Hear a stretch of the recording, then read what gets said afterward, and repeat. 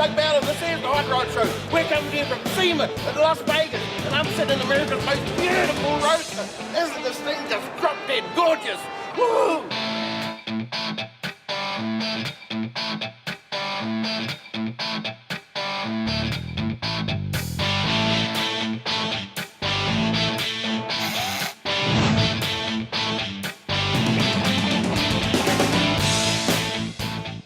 On this SEMA special, we get down and dirty with Peter, searching for secret stuff under this car. We talk to Dave Kindig in our feature car segment about his immaculate show-stopping copper caddy. It was just amazing. And we get up close and personal with Bobby Alloway and America's most beautiful roadster.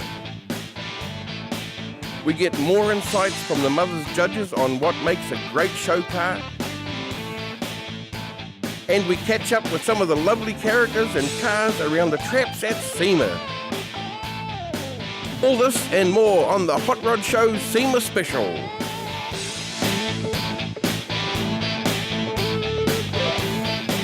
Well, here I am with Bobby Alloway. How you doing, Bobby? I'm doing great. Well, you? man, I'm pretty excited because like we're not just standing anywhere. We're standing by America's most beautiful roadster. True.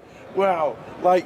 This is America's most beautiful roadster. Can you tell us a little bit about it? You know, how long it took you to have it built and everything? Well, it took about a year and a half. It's a 33 Is that all? Yeah, it did. Yes. Now that's not a long time span, is it? No, it's not. No, it's not. Well, we had a goal that we wanted to meet as far as the roadster show. Yeah. So if you don't have a deadline, you'll never get anything. You'll never get it done. No. Exactly. And like who built it? I did. You built it yourself? Yeah. Wow. Yeah. Shake your hand twice on that one, dude. Can you tell us about, like some of the trick things that you did to it that, Well, it's a 33 roadster. Yeah. The doors have been stretched 4 inches. The cockpit's been opened up 4 inches. Yeah. The chassis has been stretched 3. The hood's been laid back. It's got a 241 red round Hemi motor in it with 6 Strombergs. That everything you see is fake. It's all fuel injected. It's all down in the motor. Yes. I mean, doesn't that look cool though? Yeah, it does.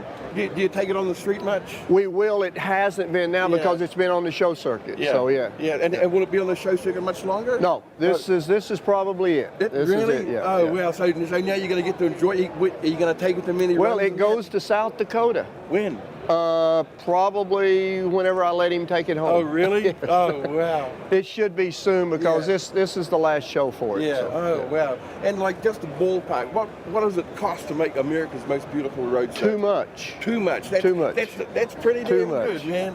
Too much. It's like I don't know. He don't know, and I don't want him to know. You don't want him to know. No. You've just got his credit Especially card, right? his wife. Oh, that's man, that's hands off there. Exactly that's a lot of trouble. Roadsters, they're just so iconic hot rods, aren't they? They are. They are. And America's most beautiful roadster. That's a big honor. Huge trophy. Second time the trophy's ever been out of California. They brought it here to be in PPG's booth with this car. Most people's never seen it. It's a 9-foot trophy. I've never seen it. No.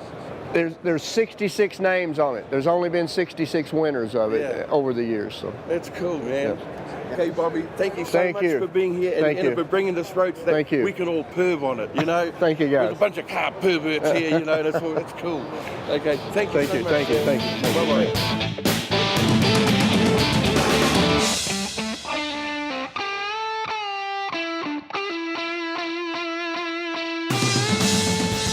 Check it out, Big Red, from the racetracks of America. Sorry can't stop as we have too much to see. This is how you judge a car at SEMA, with the professionals. Now here we have another aircraft carrier. The detail in the building of these cars is sometimes overwhelming, but as the judges always say, it's in the detail that cars win or lose. That's Kiwi Ian Neary again with his back to us. And that's Peter Elmers looking like he's been run over. Well, it's a pretty cool car to have been run over by anyways. Now look at the engine. A nail head? No. Look again. This is a supercharged engine. Yeah. See the shaft here? Yeah, amazing, isn't it? Running through, driving from the back. So Yeah. This is a late model engine. But by putting all this on, Yeah, it's turned it looks It's like an old making- nail here, doesn't yeah, it? exactly. Yeah. so It's beautiful. Like it's done very well. yeah, You know. new comes on. And of course that will be somewhere around 600-700 horsepower. Yeah. So it won't It's- sit around. Well, I mean, like you can make some pretty big Buick motors now, don't they? Yes, but that's not a Buick motor. What's it there? Yeah. Well, that's what you look at it and go, oh, it's got that intake cover. It looks like Yeah. an LSA engine, which is what you find in a Yeah, Corvette. yeah, exactly. And it's got the old like 50s. Or a Cadillac covers, CTSV is a LSA, so Yeah. maybe it's one of the. So you end up talking to the owner and you get the story about You it. get the real deal. Yeah. I've done this, I've done that, I've fitted this. I mean, but like the ability to hide everything, you know, like that is just. But then now it's going to be good to see how it's been hidden, what's been hidden, and how good. How they've done it, the how whole good- story behind it. Yeah, what's been hidden, how good it looks under this. You know? Yeah. So we'll come back and do today. Yeah.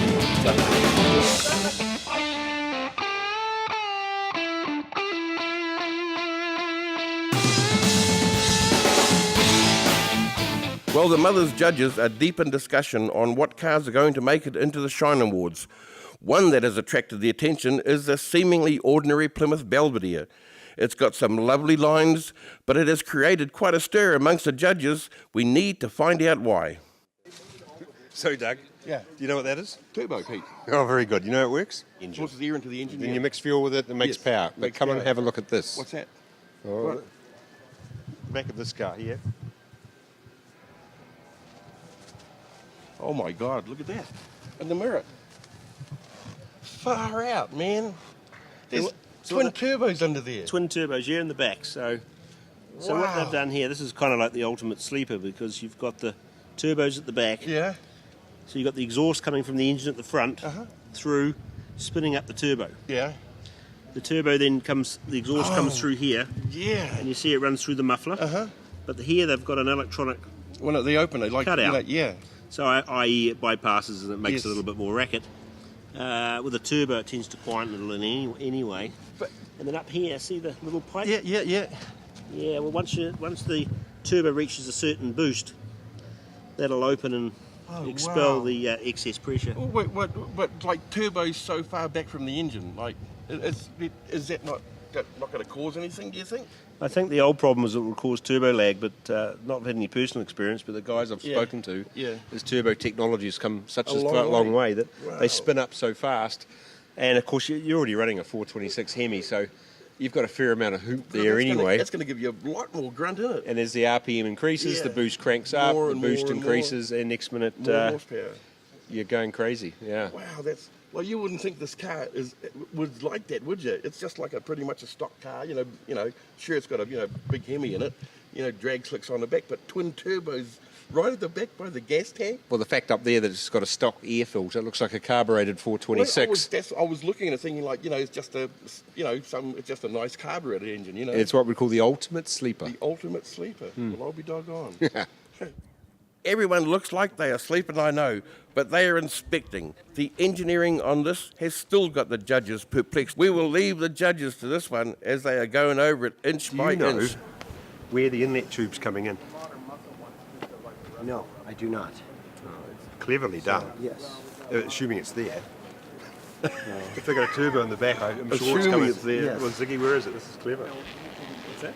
But Where's, this sort where's of, the inner inlet? but Peter, this sort of design allows for, it kicks hard, but it takes a long time for you to get the boost up to spool it up because you have so much inlet piping, And I your asked charge the guy that had piping. one, they said they had such new design turbos now that it's not It's noticeable. instantaneous spool and then it charge they pipe just spin up. across. Yeah.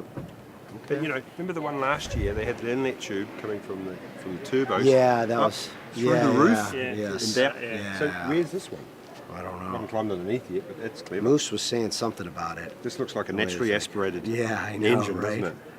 So this is the impetus behind the build. This would be a It's sleeper. the ultimate sleeper car. Ultimate sleeper. So it looks like just a nice, clean show car. It's got steel wheels in the back, but they've been widened to handle the slicks. Would They've you got would you turbos. like a drag race? Yeah, exactly. Pink slips. Yeah, big block, Just a big naturally block, aspirated. naturally aspirated Yeah, 426 Hemi. You know, slicks on stock steelies. Yeah, you know, yeah. you know.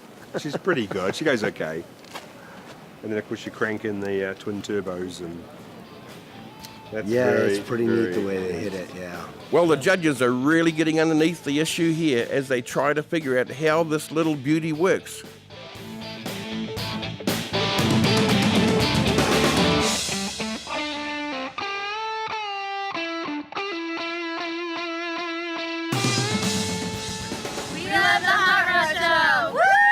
Well, Dave, thank you very much for bringing this beautiful Cadillac to SEMA, man. Well, thank you, Doug. You got an award. I mean, this thing is just outlandish, isn't it? It couldn't get any better. Being at the SEMA show and actually being recognized by Mother's Polish as one of the Shine Award winners. Yeah. I got chills just thinking about it again. So like you folks built this car, right? Right, yeah. So this has actually been about a 1.5-year project. It was kind of cool. We built it for a good friend of mine, Jerry Logan, that owned originally the Bushwhacker company, which is really cool. But he's a big-time hot rod fanatic, and this was to be his big 60 sled. So a chop top, I mean, you can't beat a 60 chop top Cadillac. Isn't it good? I've been oogling over this for, like, as we've been walking past it all through the show, man. And so we just wanted to get into it, the bullet sort of, look there, Well, let me tell you a little bit about the car. Please, so there's a lot of different things, but when I build a car, I like to design something with a theme. Yeah. And the theme that Jerry came up with was he wanted to do something called the Copper Caddy. So immediately, he already knew he wanted a candy brandy wine. This is actually a base coat, clear coat. It's not a true candy. Right, and what sort of paint is it? It's all done in PPG, and it is an absolutely fantastic color. Outside, it flops everywhere with the contrast of the chrome, and then, of course, the copper accents and all of the bright work. It pops. I mean, it does that, We're man. very happy with it, and so is Jerry. Yeah. So, tell us some more about it, like the wheels. Let's go into the wheels. Well, you know what? Just housing the wheels, it's actually pretty interesting. We've cut the entire wheel housings open like a 54 Buick. Yeah. This way we could get the contrast. That's a full copper wheel tub in all 4 corners. Yeah. That houses, obviously, these one-off wheels. Basically, EVOD makes these wheels for me. They look like a wide white, but I've incorporated a lot of the hubcap styling. Like when we were looking the other night, Exactly. That's the wheel. That's not the white wall. Yeah. And the reason behind that, there's actually a reason behind it. It's a technical reason. We use massive Willwood brakes. They're the 16-inch, 6-piston brakes. Well, you have to run at least a 20-inch wheel, but if you're going to do a vulcanized wide white, you end up with about 1 inch of wide white, which is not nearly enough.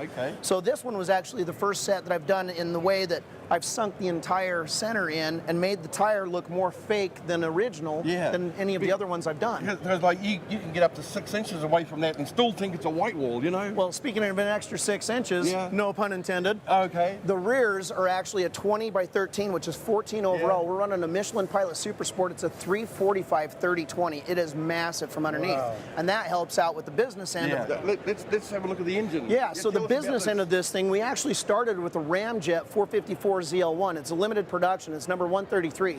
So this thing puts out about 550 horsepower. The air vents in this thing is what's really cool. They come through the hood. When the hood's down, it just shows off that same grille design that has the bullets. It's so telltale, 1959, 1960 Caddy.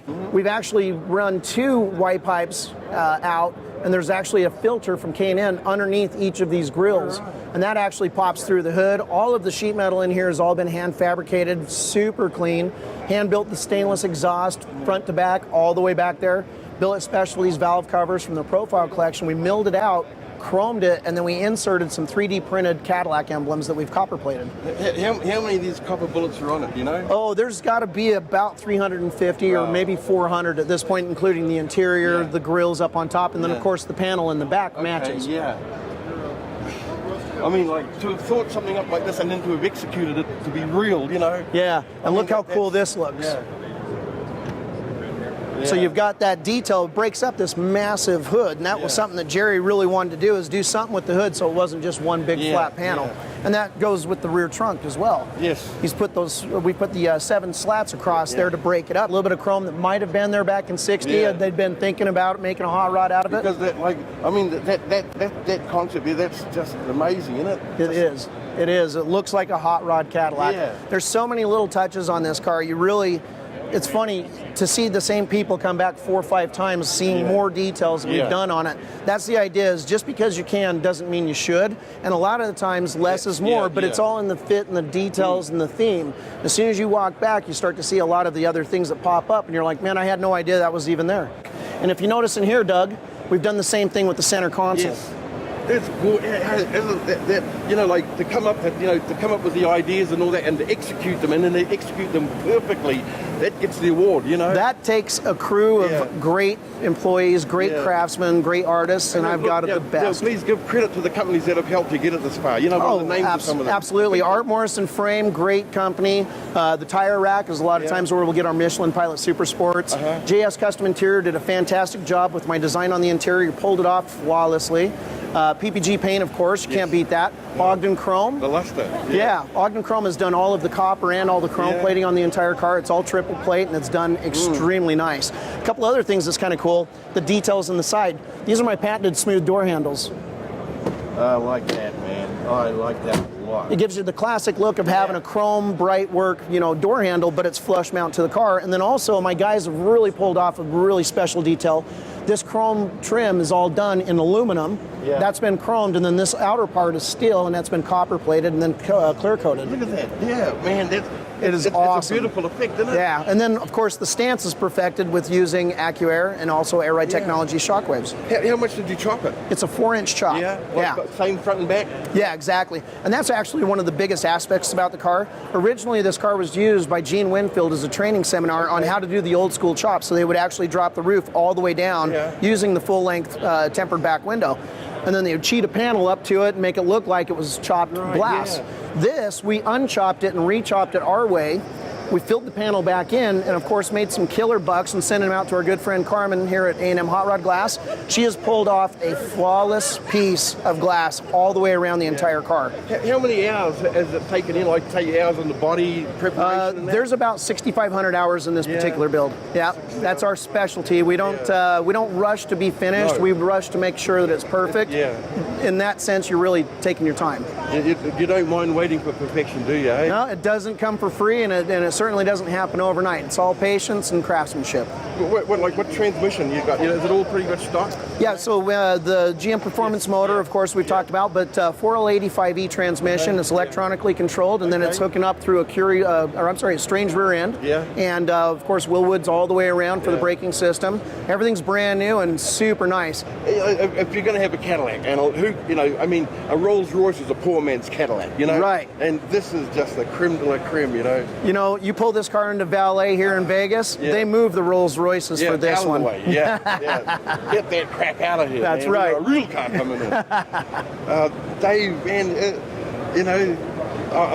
if there's no one around, I'll hop in it, man. Let's do it. Really? Of course. Get in there. Of course. Shit. Damn. I'm getting in. Watch your head. Yeah. That's all right. Wow. How does that feel for you? This is horny. Shit. Get away from my car. Dave, this is... Yeah. Where's your missus? Oh, this is awesome, man. Thank you. I don't need to go for a ride. I love the steering wheel. That's beautiful. Yeah, we 3D printed that. You 3D printed the steering wheel? Correct. So, no, tell me. Now, with the 3D printing, is that would be allowing you to really get extremely creative and exactly right? Like as a builder, like the 3D printing, you know, like you can just, the imagination can start to come out and be made, right? There is absolutely no limitations at this point of what we can or can't build. It's pretty obvious. Put a little bit of time into design work using SolidWorks. We've got a Plas table, so we've actually made the rings that all of that went on. Will is our engineer and our designer in that respect, you know, putting the programs in, and he snapped that part, those 8 pieces together to make that steering wheel. It was absolutely flawless. I love it. That's the first one of that. Thank you for letting me sit it. I was being cheeky and asking. You know, I was totally expecting a no. You know? Wow. Well, it's my pleasure. Man, that when you sit in there and look out, I mean, it's just unbelievable. Cruising Queen Street, all you're going to see is from here down, and that's all you want to see. I need to get over there and cruise. Apparently. Come on down, man. I'd love to. Dave, Doug, thank you so much. I mean, like, this is, it's a caddy. It's how a caddy should be. Thank you. Thank you, Dave. I got to sit in it.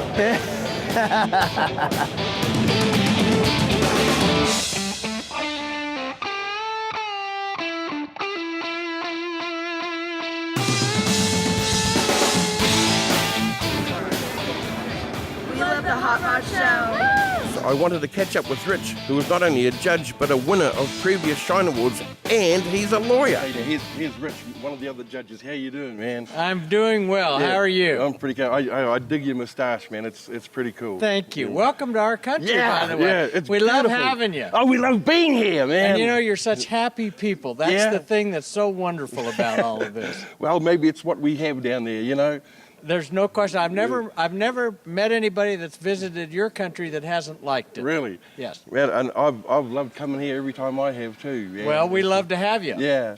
Now, tell me, how long have you been doing this? You know, We've been doing this for probably 20, 25 years. Yeah. And we have been basically at all levels of the show. We ended up that we built a car in 2006 that won the World Championship, the Really? International Show Car Association World Championship. It was a car called Instigator, 1934 Chevrolet. And then our most recent car was, we campaigned in 2010 and 11, and it won the World Championship, and it was a car called Timeless. 32 Ford, 32 all-steel Ford, car yeah. that we basically started with a flat pallet of metal, and we built all the coachwork, the entire Really? car, Wow. interior, 392 Hemi, fuel injected. It was just a Tremec 6-speed.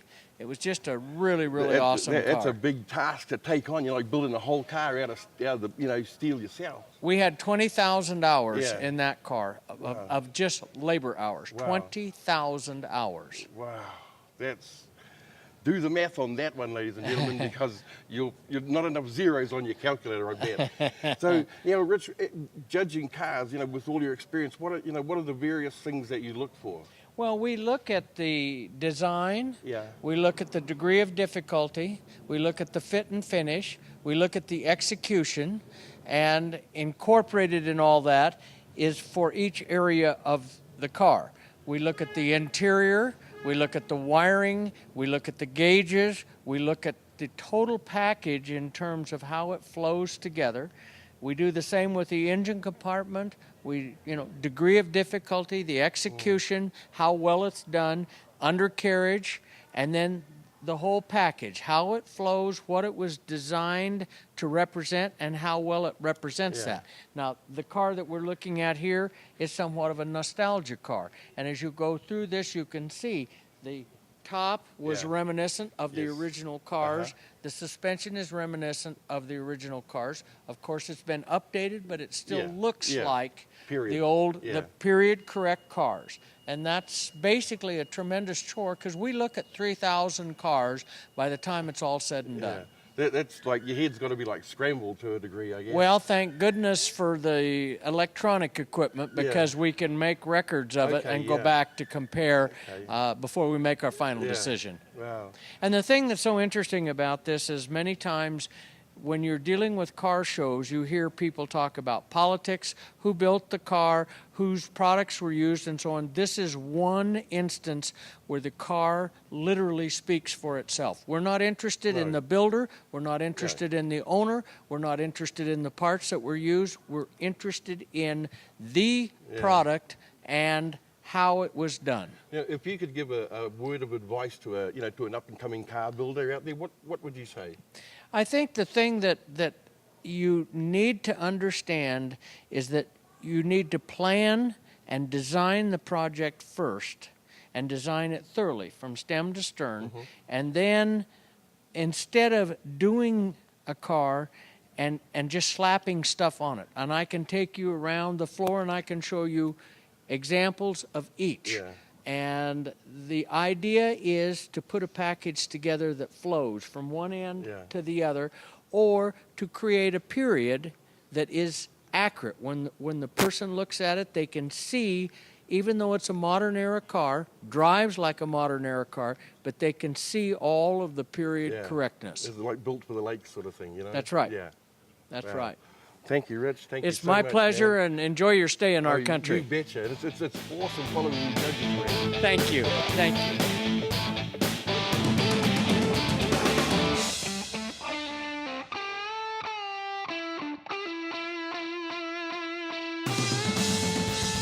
Wow, you you never guess who we ran into at SEMA, man. Here's Dennis, or rather, should I say, bumped into. There goes Dennis. Come back, Dennis. Wow, man, you should see the stuff that Swiss Tracks are getting into. Dennis, this is just fantastic. Yeah, I mean, meet you in some strange places, don't I, Doug? And you just walk downstairs and pop, there you are. Yeah, like, can you show us some of the new stuff you got? Well, what I'd like to do, Doug, is introduce you to Randy. Randy. Randy owns Swiss Woo! Tracks. Come on, Randy. Come on down, man.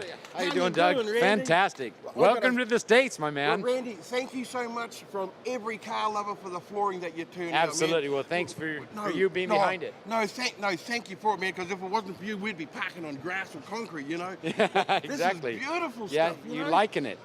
I like it. I love it. I've slept on it. You know? But, like, look at what you're doing here with the printing. Yeah, you like this new stuff that we're coming up with. Basically, you can print your wife or your girlfriend and put a picture on the floor. Print your Or the car, right? Or the car. Yeah. Cars stay longer than wives or girlfriends. Do they? In some cases. Yeah. Yeah, but well, no, hey, Well, Randy, we got some new stuff. I wanted to show just you. tell us a little bit about your background. You know, tell us, why did you do this? Well, I'm a clean freak, first off. So I went into a product that actually kept the floor nice and clean and pristine. And that was kind of a personal thing that I built up in Switzerland. I actually lived there 20 years. And I got onto Yahoo. I can't quite go that high anymore. But yeah, it was within the organization. No, I'll pass. I'll pass. Yeah. We'll do that south of the border. Okay. But no, it was something I was involved in Switzerland, and I came over to the States and said, wow, look at these garages. Yeah. Huge garages over here. They go from 400, 600, 800 square foot, or that would be 70 square meters on up. So this worked out perfect for that application. And as we started building it, I get more and more inquiries, and we got like 4 acres of products out here at SEMA. Yeah, 4 acres, man. You can put a lot of cows on that. Absolutely, yeah. And milk them. And the poop just goes right through them. It does, yeah. It's quite a wash job before. But and then we got Dennis. Dennis got involved also in New Zealand and Australia. And we've been ramping this program up. So we're out here as a proud sponsor, SEMA. We work with a lot of the major organizations like Ford, John Deere, Dodge. Now we've taken on as a new licensed partner. So it's been rolling. Yeah. We're happy.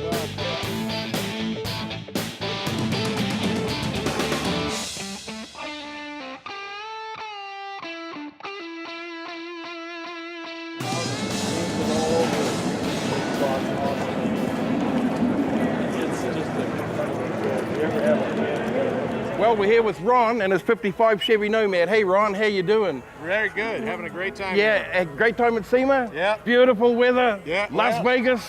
We had some bad weather earlier in the week, but we got a beautiful day now. Hey, Ron, the reason we stopped is the beautiful treatment you done on your Nomad here with the doors on the back, you know, like a French-style door. Right. Yeah.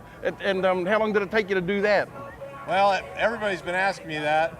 I'm saying at least between the two of us 1,000 hours, and I need to really add it up. It was over the course of about a year and a half, though, on and off. It was quite a deal to do it. A lot of trial and error, but I bet we got it. Man, it's beautiful, Ron. It's absolutely beautiful. Thank you very much. All right. And I hope you enjoy the rest of the day, man. Yeah, we're going to try. Yeah, okie dokie. Woo! All right. Well, that's it for episode 2. We leave you with SEMA Ignited, the only chance the public have to see these cars, unless you're watching the Hot Rod Show, of course. Thanks to our sponsors, including Swiss Tracks and Mothers. And remember, keep the dirty side down and the shiny side up.